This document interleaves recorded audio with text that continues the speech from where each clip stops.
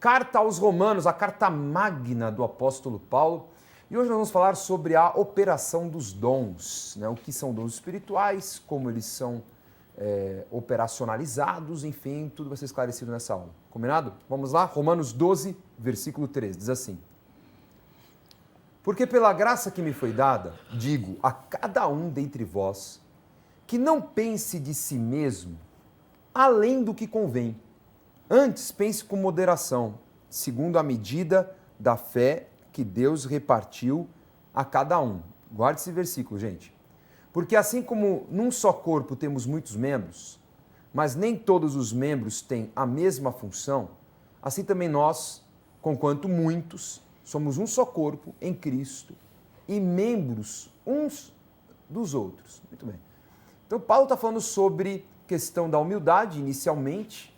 Sabemos que faz parte da cultura judaica a humildade, ainda que nós vimos algumas seitas que não eram tão humildes, mas faz parte, né, até hoje, da cultura judaica a prática da humildade, que não era a realidade dos gregos. Os gregos não tinham nada de humilde, tá? Os gregos eram mega arrogantes, cada um pensando em si, então era um conflito. Imagina, dentro de uma igreja, você tem judeu mega humilde, você tem grego que é super narcisista, quer dizer, um conflito absurdo.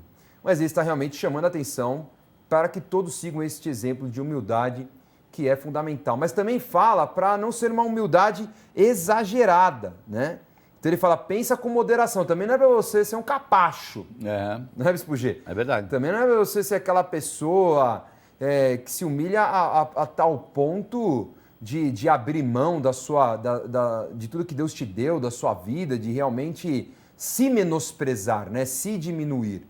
Claro que Cristo cresça, você diminua, tudo bem, estou falando diante dos relacionamentos. Nós temos que ser posicionados também, porque o Espírito Santo está em nós. Nós somos filhos de Deus e nós temos autoridade espiritual. Então a autoridade espiritual tem que ser humilde no seu comportamento, tem que ser respeitosa, tem que entender a posição do próximo, sim, mas não pode se esvaziar da sua autoridade. Por isso que Paulo fala com moderação, tá certo? Agora, Bispo G, por que ele faz essa comparação, essa analogia com membros de um corpo? Aqui ele está falando, né, sobre os dons, e obviamente os dons são manifestações de virtudes de Deus na vida dos homens. Eles têm, obviamente, um benefício, um porquê. E quando se fala do corpo, eu acho que é mais baseado na última ceia em que Jesus faz uma analogia do corpo de Cristo, né? A comunhão da igreja, o pão que é dado como corpo dele para alimentar, para que haja aquela comunhão, para que se lembrem dele. Então, acho que baseado nessa estrutura é que a igreja é comparada a um corpo. Uhum. Então, o próprio Jesus já manifestou essa tendência de ser algo como um organismo vivo. A igreja ela é viva. Ela tem o Espírito Santo e ela é vamos dizer assim, um corpo vivo e atuante. Eu creio que é mais por causa dessa analogia que foi feita. 1 Coríntios 12 fala bastante também sobre dons espirituais, que vamos falar, e fala também sobre a importância do corpo, né? Tem membros que talvez tenham, vamos dizer assim, menos importância, mas na verdade tem importância, não deixa de ser importante pelo fato de ter menos impacto, vamos dizer assim, né? Dentro de um corpo. E fala, inclusive, para nós tratarmos com muito mais cuidado, até pela fragilidade. Então, tem coisas que, de repente, no teu corpo, você pode viver sem? Você pode, mas vai fazer falta. Né? Dá para viver, mas vai fazer falta. Então, é mais ou menos essa analogia. Todo mundo é importante nesse corpo. O pregador que se destaca, claro, ele tem uma responsabilidade muito maior do que, de repente, alguém que está em bastidor, no sentido de que, se ele é a voz, ele precisa ser muito mais exemplar. Então, é claro, a quem muito é dado, muito será requerido. Mas não quer dizer que aquele de bastidor não é importante. Ele é fundamental para amparar aquele que é a voz. Então, tudo é um corpo, gente. Não existe essa coisa de que ninguém é importante. Todo mundo é importante. E, é claro, aqueles que são mais expostos, eles vão ter uma responsabilidade maior. E também, né, o contexto também que Paulo já começa a advertir, porque ele vai começar a falar dos dons. E os dons nos capacitam e nos dão uma estrutura diferenciada. Sim. Então, a pessoa ela pode também receber esses dons, fazer uso delas e, de repente, se ufanar disso. e, de repente, usar disso em detrimento de outras pessoas. Eu já vi muito isso. Sim, isso tem mesmo. Pessoas que se acham super, né? De repente o dom de Homens. cura, né, que é um dom muito É. especial, e a pessoa começar até se perder nisso. Ó, Verdade. eu tenho o poder, eu tenho o dom. E se esquece que é um dom, é algo que veio de Deus. Então, Paulo já começa falando, ó, a humildade é boa, o equilíbrio mais ainda, e vai deixando já esse caminho porque vem os dons. Claro, porque tudo que foi dado por Deus é para a glória de Deus. Amém. Então, Deus e Jesus Cristo, claro, será glorificado através da tua vida. Então, esse é o objetivo. Foi curado? Foi. Para a glória de quem? De Deus. Amém. Não é? Houve uma profecia? Maravilha. Se ela realmente, né, está contextualizada, realmente faz parte do corpo, porque também tem umas profecias que não são profecias, tá, irmãos?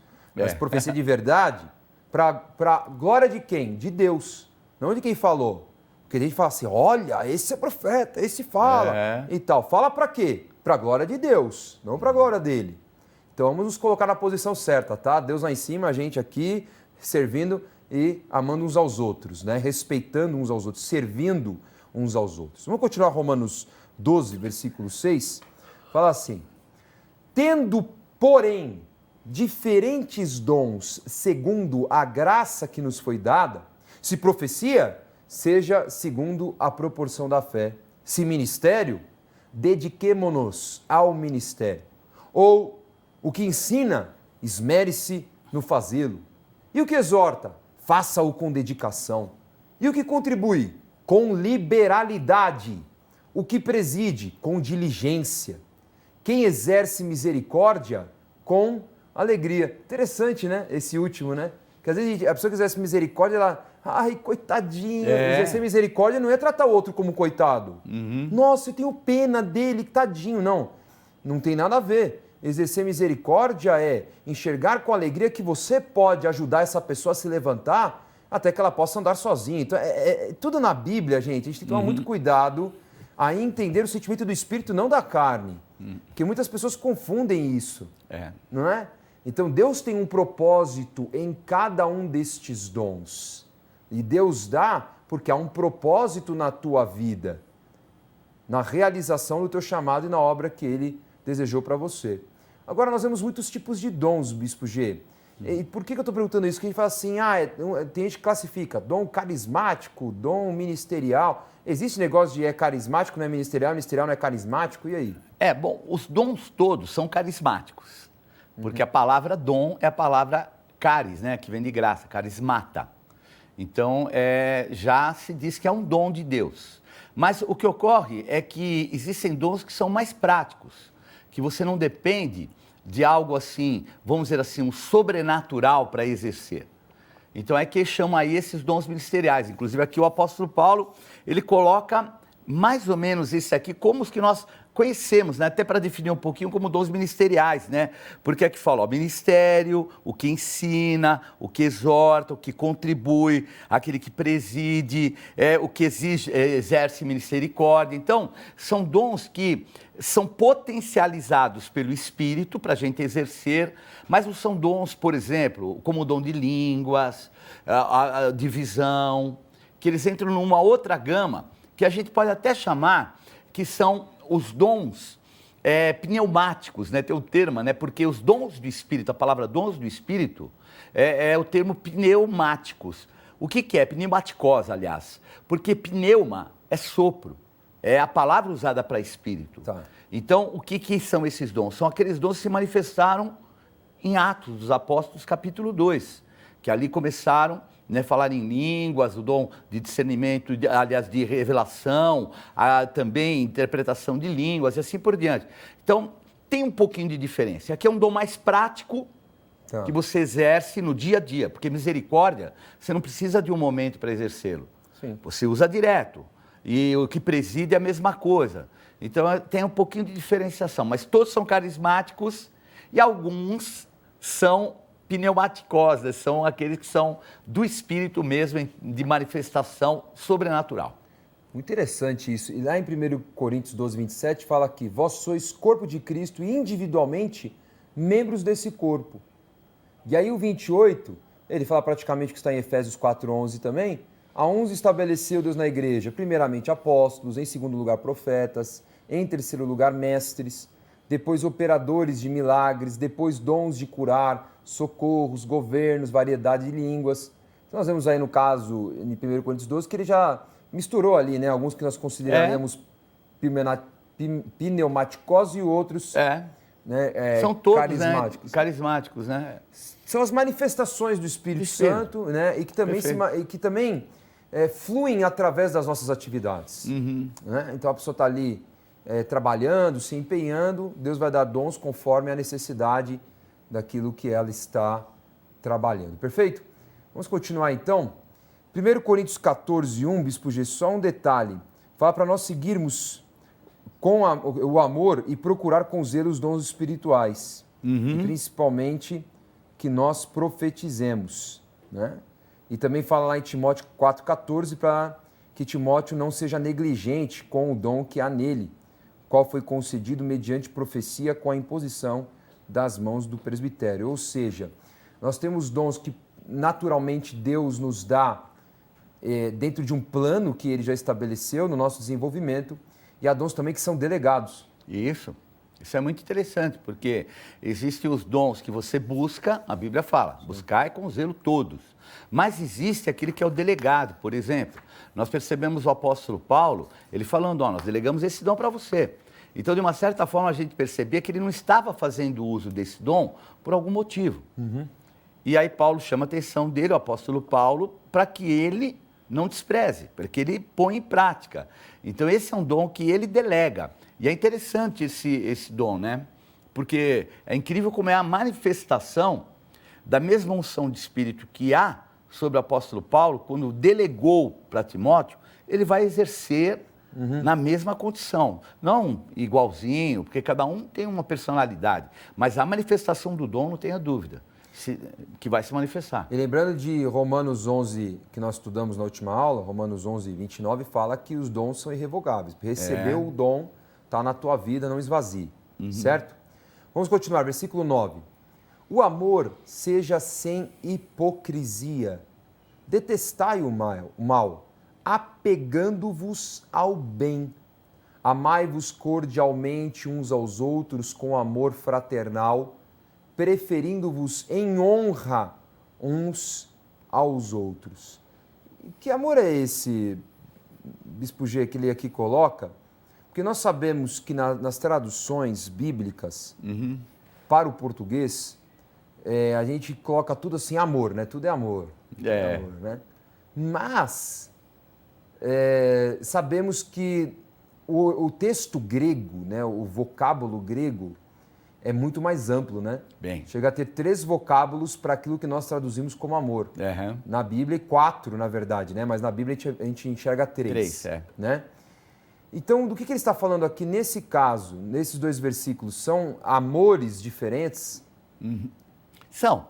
Então, veja bem, aqui quando eu falo amor seja sem hipocrisia, ele não está falando de um amor de relação ao sentimento. Ele está falando de um amor espiritual, né? Que algumas traduções fazem até a caridade, né? Mas ela é muito mais longe, muito mais a fundo, né? Então, o que quer dizer? Esse amor que a gente tem que ter pelos outros é um amor espiritual, não pode ser só um sentimento. Porque o que ocorre? Se for só um sentimento, tem pessoas que você não vai se dar bem. Que o perfil da pessoa não é o que você se adapta. Questão de afinidade, né? Mas aqui o outro que fala sobre o filéu. Esse sim, o filéu é diferente. Então, esse daí é o quê?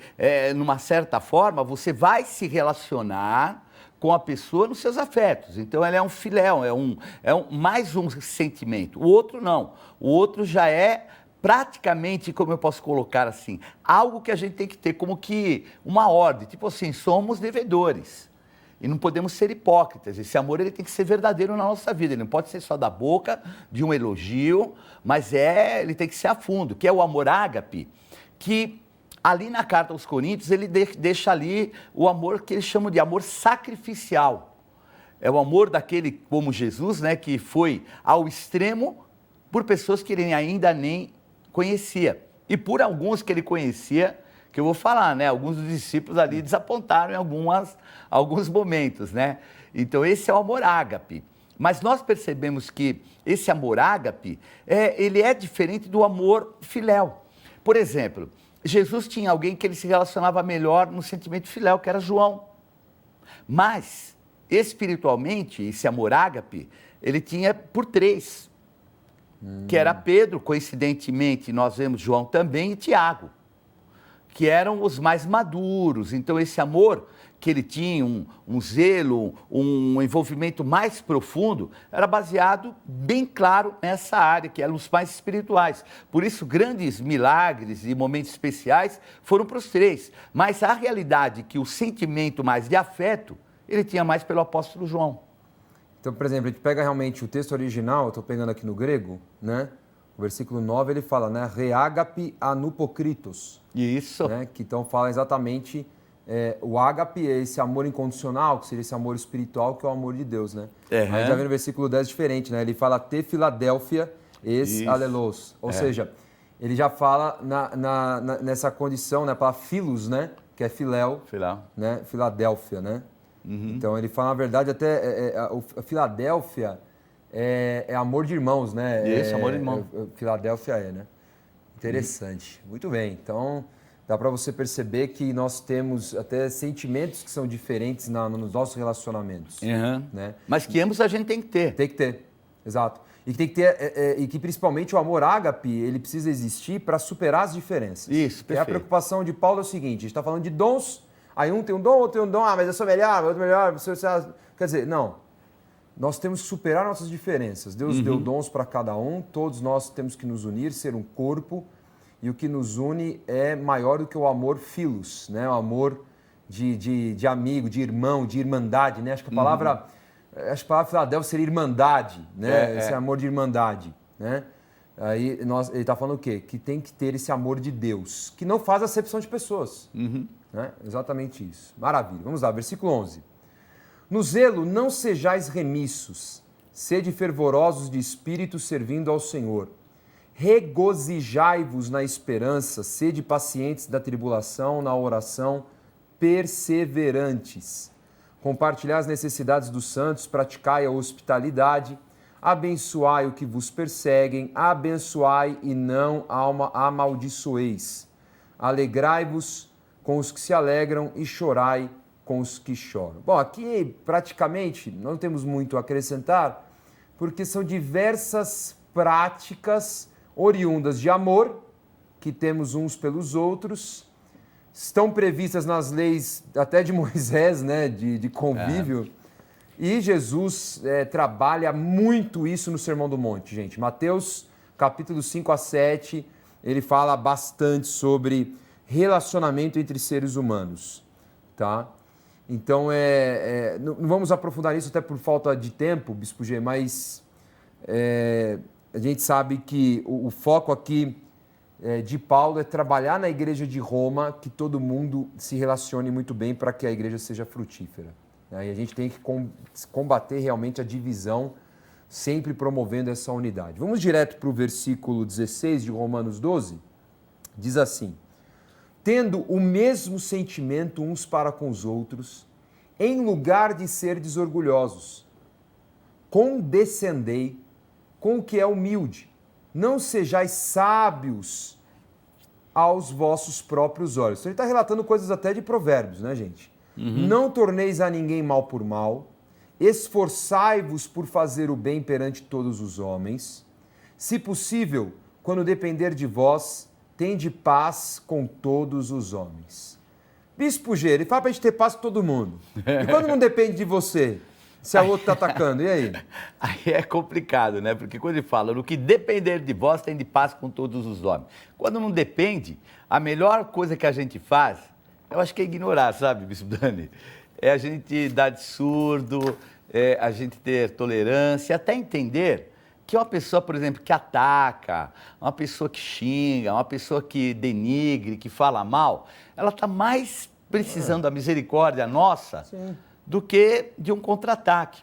Eu acho que até nisso a gente mantém a nossa paz. É um ato também de soberania. Verdade. Porque se a pessoa te ataca e você não retribui da mesma forma, você coloca que a pessoa ela não consegue resolver seus problemas senão pela violência. É verdade. E pela agressividade, pela ofensa. Isso envergonha a pessoa. Sem dúvida. Fala, nossa, você não consegue resolver seus problemas sem ofender? Você não consegue resolver seus problemas sem agredir? É uma posição de soberania. Sem dúvida. E Jesus praticava isso absolutamente em vários momentos. Né? Até diante de Pilatos.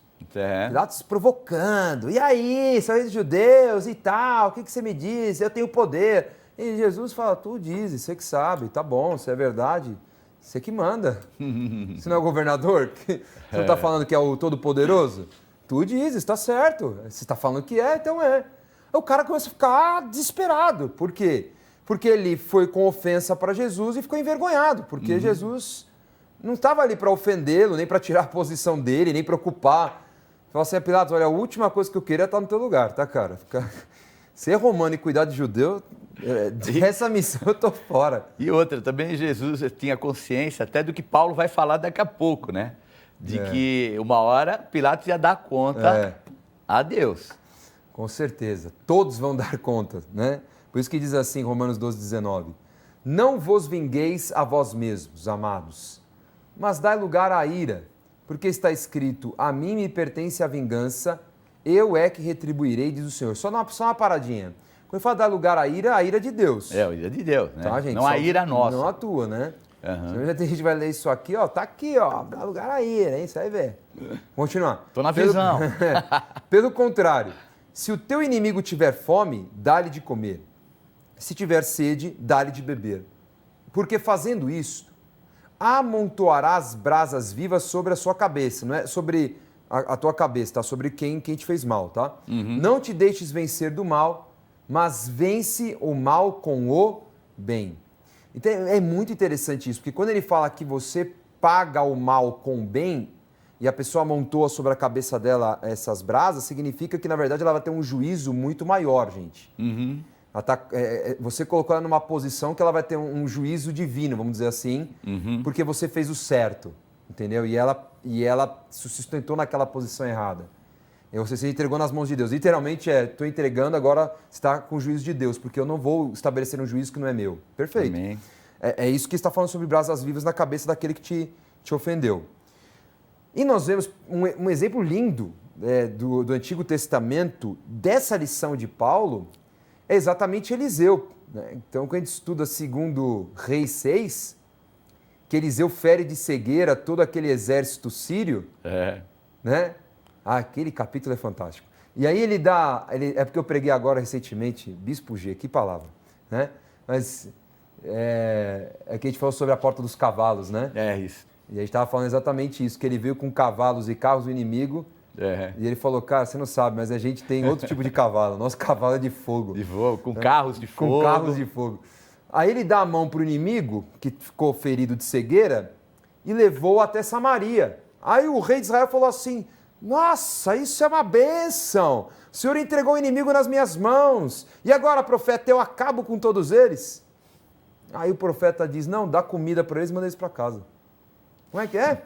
Alimenta eles e manda eles para casa. E a palavra fala que durante muito tempo houve paz entre Israel e Síria por causa dessa direção de Eliseu. Eliseu estava mostrando, na verdade, nessa história o seguinte, a nossa guerra não é contra a carne e o sangue, Efésios 6,12, é guerra espiritual.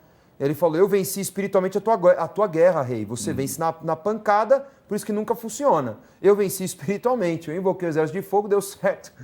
Eu estou mandando eles em paz para a gente ter paz. Ou seja, é um pensamento tão soberano, gente. Né? Deixa que Deus vai fazer justiça, guarda o teu coração. Ah, mas está falando mal de mim, deixa falar.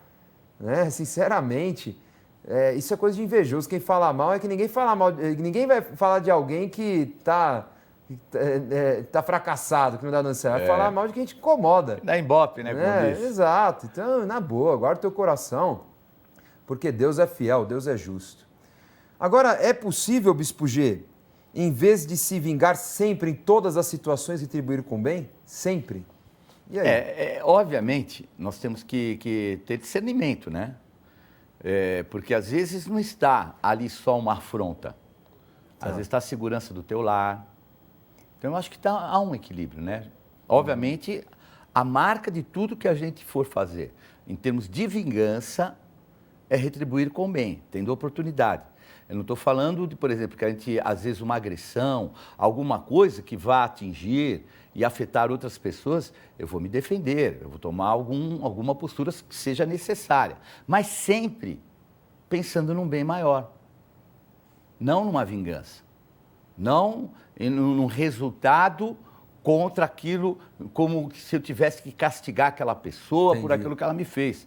Mas eu acho que é uma questão mais de preservação, né? Sempre o bem maior é a preservação daquilo que é importante, que é a vida, que é a comunhão, o amor, família, valores que são importantes para Deus. Eu lembro que eu li um livro, estou tentando lembrar o nome do livro, que é um livro albanês. Conta uma história da Albânia. E que havia uma lei de vingança. E as famílias praticamente se exterminavam, porque o filho tinha matado um filho, aí pela lei da vingança, depois de passar um certo tempo, a família tinha direito a matar o filho se o filho saísse de casa. Aí o filho, de repente, sai de casa e mata o filho. Aí como o outro matou o filho, essa família tinha o direito também agora de matar outro filho. Daqui a pouco estava assim. Acabou. As duas famílias acabaram. É. Então, é exatamente isso, né? É a gente realmente procurar sempre o bem. A vingança nunca vai dar em lugar bom. Nunca, nunca. Né? É tentar conciliar com o diálogo, com conversa, resolver, porque sempre existe caminho. Perfeito?